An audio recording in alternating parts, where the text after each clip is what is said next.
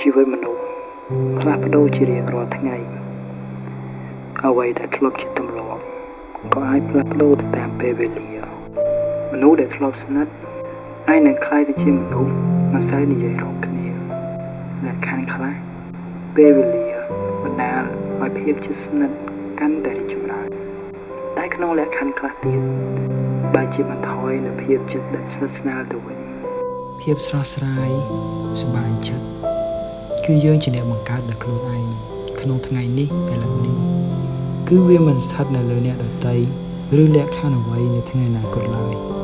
អ្វីដែលខ្ញុំបានយល់ក្នុងរយៈពេលក្រោយនេះគឺខ្ញុំបានរៀនមើលនូវគុណតម្លៃនៃរបស់តូចៗដែលស្ថិតនៅជុំវិញខ្លួនខ្ញុំ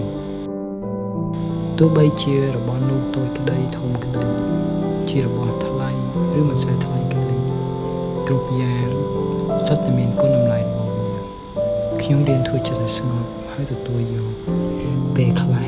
របស់ដែលយើងមើលមិនសូវឃើញមិនសូវយកចិត្តទុកដាក់មិនសូវឲ្យតម្លៃទាំងនោះបានធ្លាប់ជួយជំរុញដល់ភាពស្រស់ស្រាយឬបានជាផ្នែកមួយដែលជួយក្នុងជីវិត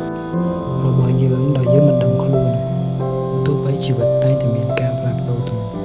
ពេលខ្លះយើងមិនអាចដឹងមុនបានហើយការផ្លាស់ប្ដូរនោះមិនមែនជាអ្វីដែលយើងចង់បាននោះទេប៉ុន្តែភាពផ្លាស់ប្ដូរនេះហើយដែលជារសជាតិនៃខ្សែជីវិតរបស់យើងវីដេអូនេះខ្ញុំផ្ញើជូនទៅដល់អតីតកាល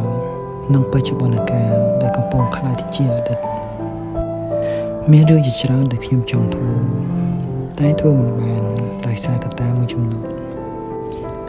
រឿងខ្លះយើងចង់ឲ្យកើតឡើងប៉ុន្តែវាមិនអាចធ្វើកើតរីឯរឿងខ្លះទៀតទោះបីមិនចង់ឲ្យកើតឡើងយ៉ាងណា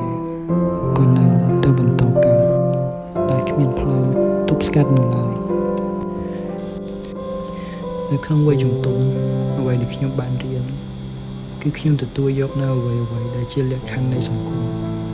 ហើយព្យាយាមផ្ដោតទៅលើអ្វីដែលខ្ញុំអាចធ្វើបានជាពិសេសខ្ញុំផ្ដោតទៅលើសេចក្តីសុខនិងសន្តិភាពផ្លូវចិត្តតែទាំងនោះជួយជំរុញឲ្យកាន់តែមានសេចក្តីរីករាយក្នុងជីវិត